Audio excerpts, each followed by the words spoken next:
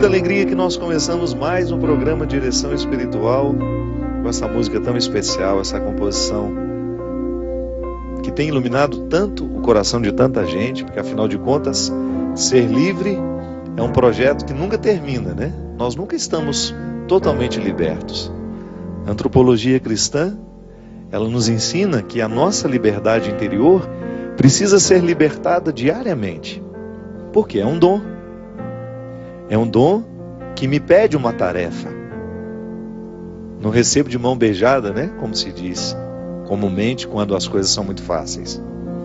Deus nos deu a liberdade como um dom. Eu trago dentro de mim, você traz em você, todos nós recebemos. Agora, ser livre é outra coisa. É como você ter uma planta que precisa crescer mediante o cuidado que a gente tem com ela. Quando você rega, quando você aduba, para que todo aquele potencial que há na semente se desenvolva e aquela semente possa tornar-se a árvore que potencialmente existe ali dentro. A mesma coisa é a liberdade.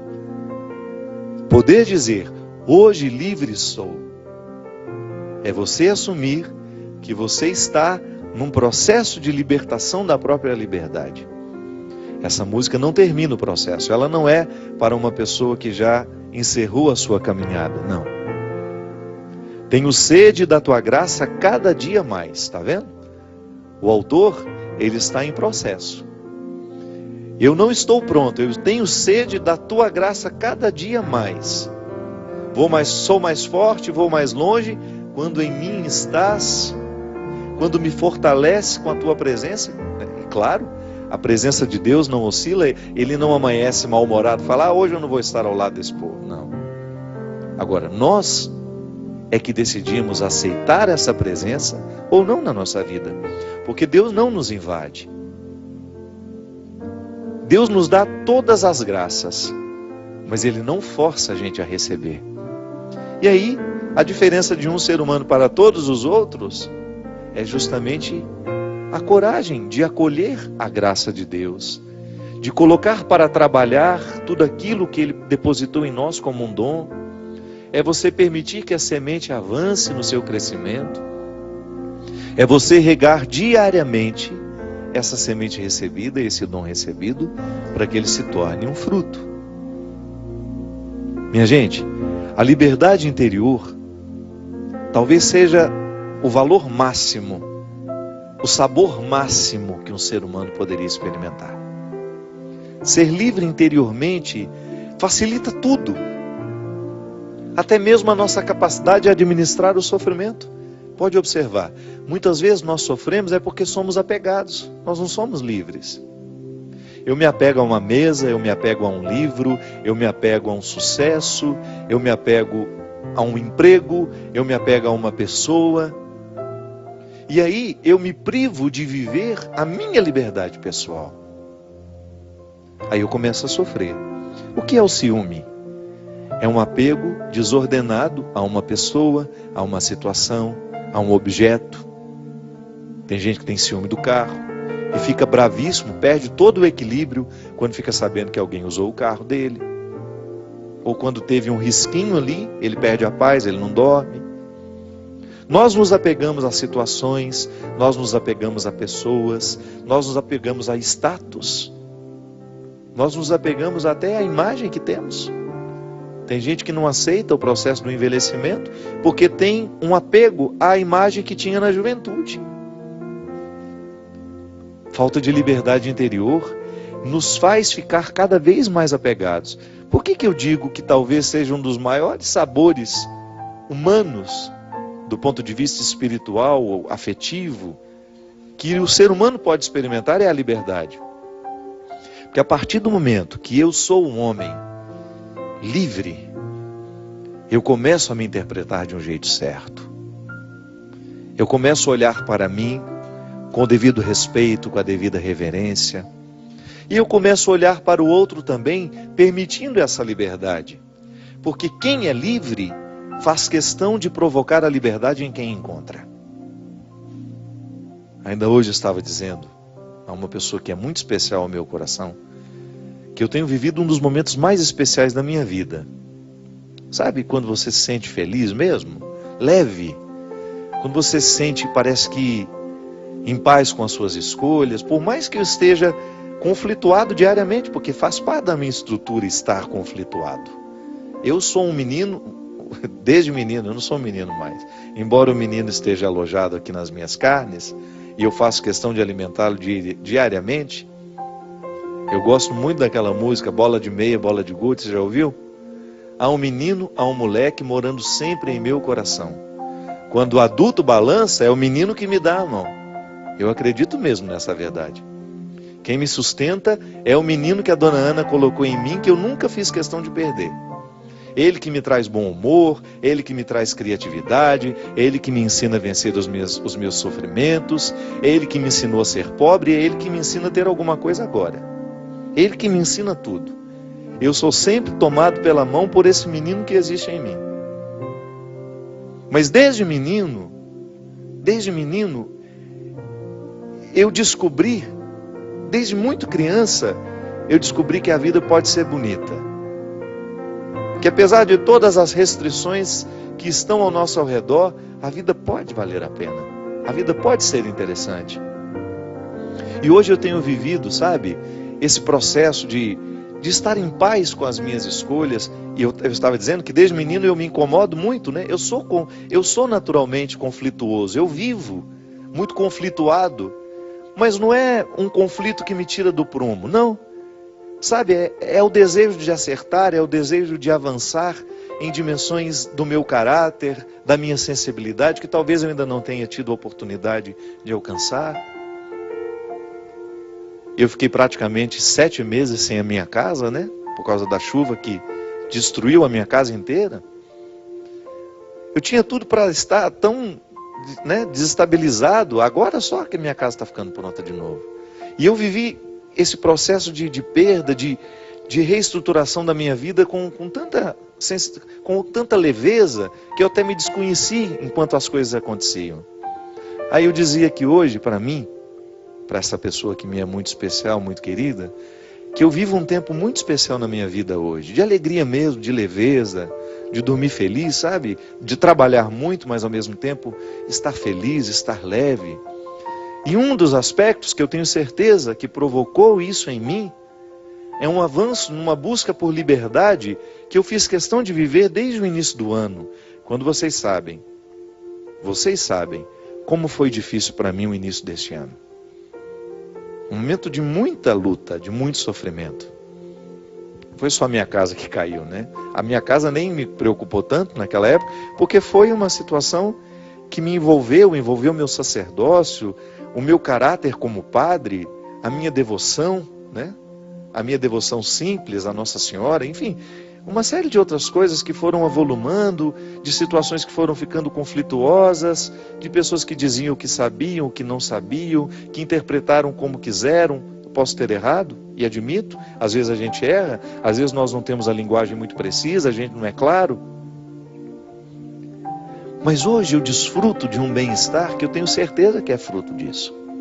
Isso é liberdade, minha gente.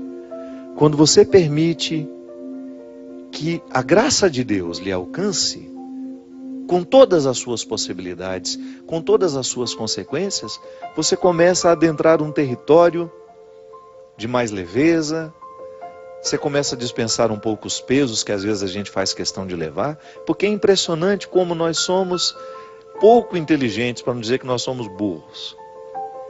Como nós insistimos em levar fardos que não acrescentam à nossa vida em nada. E não pode ser livre aquele que se amarra em fardos. Não pode descobrir a graça da liberdade interior aquele que se apega a situações, a pessoas, a coisas. É por isso que o convite de Jesus a todos aqueles que se aproximam, inclusive é o evangelho de hoje, né? Se você leu, eu não sei se você participou da Eucaristia hoje, ou se você teve a oportunidade de acompanhar a liturgia da palavra. Hoje é aquele momento em que Jesus diz que se você quiser vir, você terá que abrir mão dos seus contextos para descobrir o contexto dele. Você traga você e a partir do momento que você se apresenta a ele, Ele vai fazer uma grande obra na sua vida. Mas aí alguém pergunta, eu posso ir lá sepultar primeiro o meu pai? Aí Jesus diz, deixe que os mortos sepultem seus mortos. Ele pode parecer num primeiro momento até grosseiro, né? Ou até indiferente ao sofrimento daquele que precisa primeiro sepultar os seus mortos. Mas não. Ele está mostrando que a gente precisa ser livre. Até quando alguém morre na nossa vida, se a gente não se liberta para compreender a perda, a gente não organiza o luto nunca. A gente vai ficar amarrado aos nossos cadáveres 10, 20, 30 anos. Você sabe que um dos testemunhos mais bonitos que eu já ouvi na minha vida foi de uma senhora que uma vez assistindo o programa de direção espiritual, descobriu que ela estava amarrada à sua mãe morta. Sei lá em que contexto eu falava aqui, de que é preciso organizar o luto, é preciso abrir as portas do quarto daquele que morreu, retirar os pertences e ter coragem de distribuir aqueles pertences de uma maneira solidária, generosa, porque eu manter o quarto do meu filho morto não o traz de volta, mas me acorrenta de um jeito estranho à sua permanência, que não me faz viver. A ressurreição é imaterial. É quando eu descubro que meu filho não está nos objetos que ele deixou, ele está em mim. Ele está nos sonhos que ele sonhava, naquilo que eu posso fazer por ele. Essa mulher, ouvindo eu dizer justamente sobre isso, ela teve coragem de abrir as portas do quarto da mãe que ela mantinha, numa tentativa de manter a memória da mãe. E quando ela me encontrou pessoalmente, ela me contou essa história e ela me comoveu muito, ao me mostrar na prática aquilo que tantas vezes eu sei na teoria. Sim. Quando nós permitimos que Deus haja na nossa vida, quando Ele nos ajuda a viver o desapego, até mesmo daqueles que nós amamos, para permitir partir, ou para reestabelecer aquela memória de um jeito novo, porque todo mundo morre, minha gente. Todo mundo vai perder pessoas especiais. Todos nós somos assolados pela tristeza de ver partir alguém que nós amamos. Agora, a minha vida não pode terminar na hora que o outro morre, porque senão eu não dou testemunho da ressurreição. Ou eu não faço justiça à vida que eu ainda tenho. Então a liberdade interior me ajuda a fazer isso.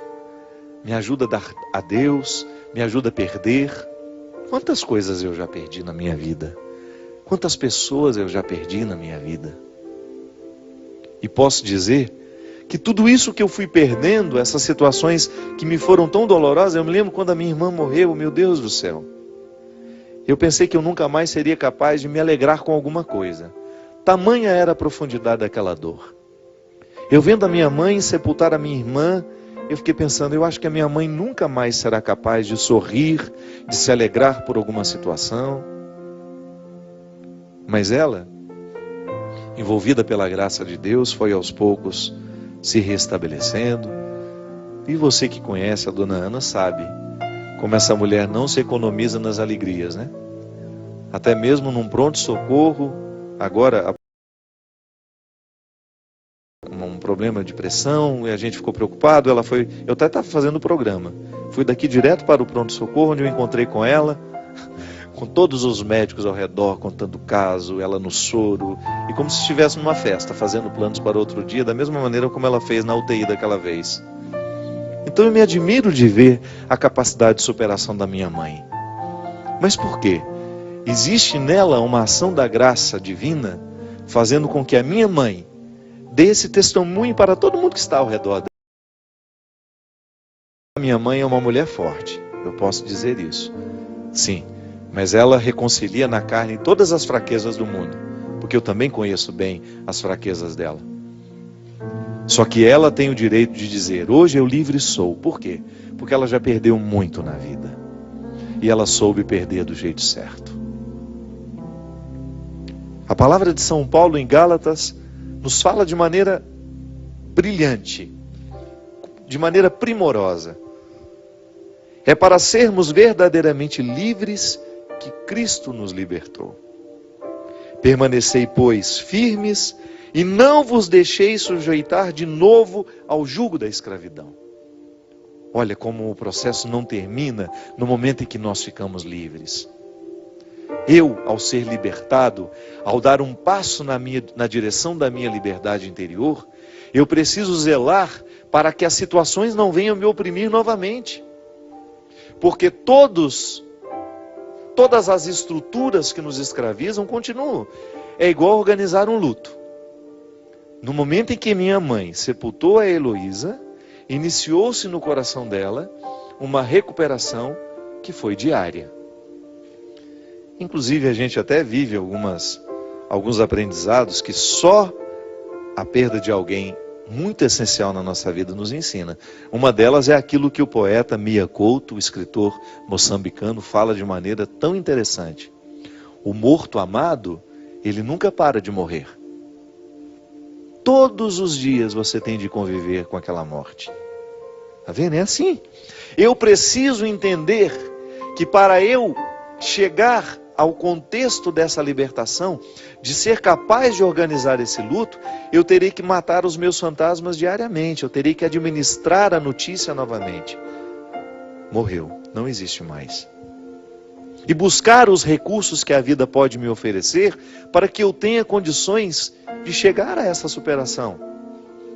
Se a minha mãe me ensina com a vida dela, se ela perdeu uma filha, ela diz isso. Ela viu situações muito tristes ao longo da vida dela. Mas talvez nada mais triste do que isso. Do que você ver um filho que morreu, ver um filho atrás das grades. São as situações terríveis que minha mãe já experimentou na vida. Injustamente atrás das grades e... enfim. Mas ali naquele momento ela proclamava essa libertação que Deus proporcionava a ela viver. Por causa das próprias convicções. O que nos liberta, minha gente? O que nos liberta? Qual é o advogado que pode nos retirar de trás das grades do sofrimento? São as nossas convicções. É o que a gente pensa que nos liberta. É a palavra que ilumina a nossa consciência que é capaz de nos libertar. Talvez a libertação não chegue na sua vida, é porque você ainda não pensa de maneira libertadora.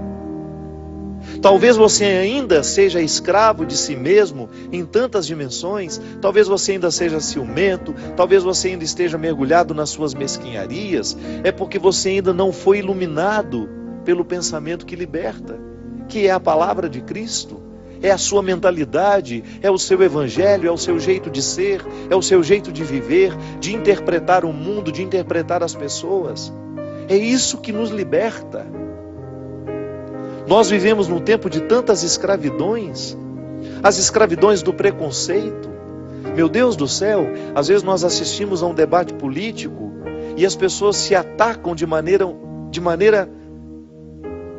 meu Pai de misericórdia, e você fica pensando, você vê o desrespeito de um ser humano pelo outro, você vê o tempo todo, você assiste a um noticiário e você fica percebendo a crueldade sendo cada vez mais presente entre nós. Por quê? Porque falta uma mentalidade que nos liberte. Falta uma mentalidade que nos dê condições de olhar para o outro com um pouco mais de amor. Sexualidade diferente de nós, que fez opções diferentes de nós, e a gente ser capaz de ter um respeito por aquela pessoa.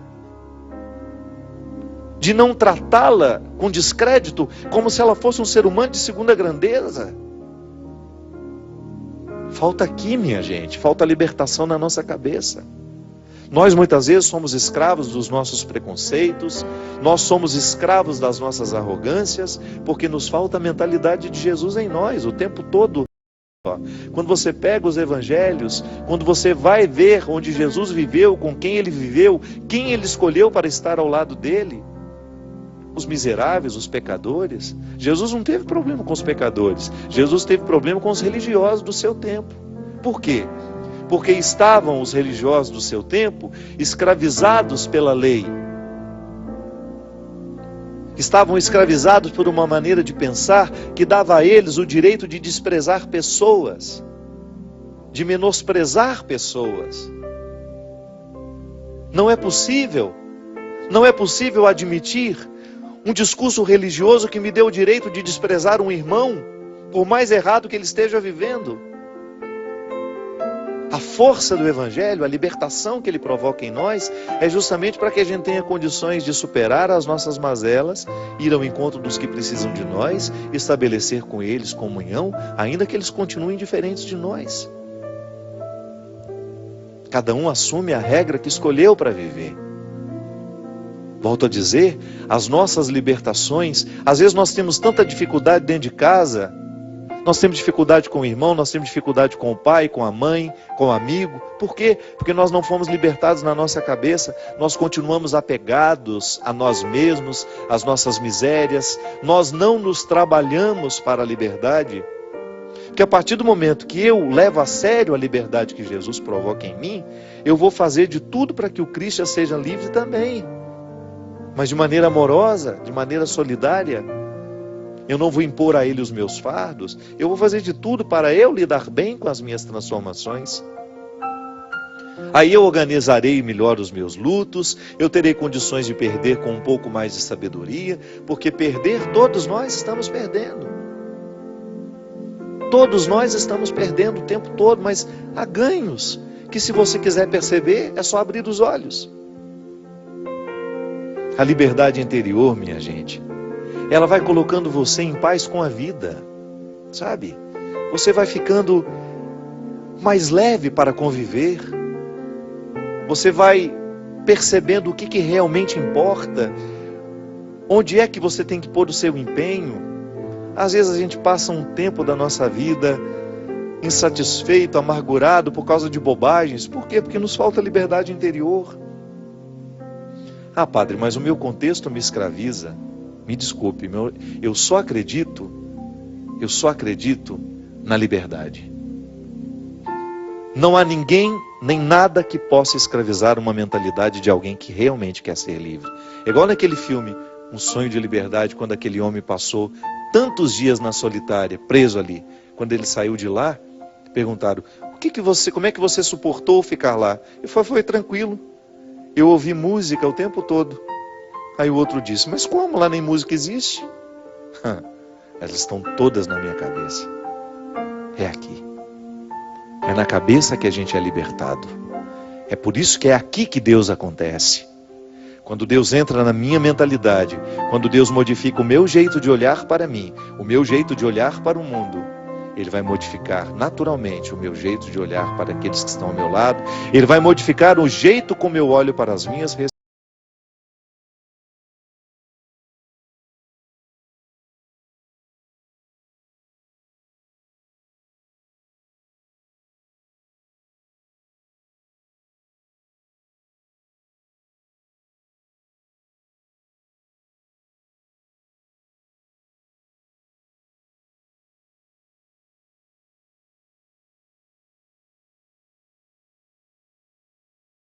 de volta já já com o programa Direção Espiritual.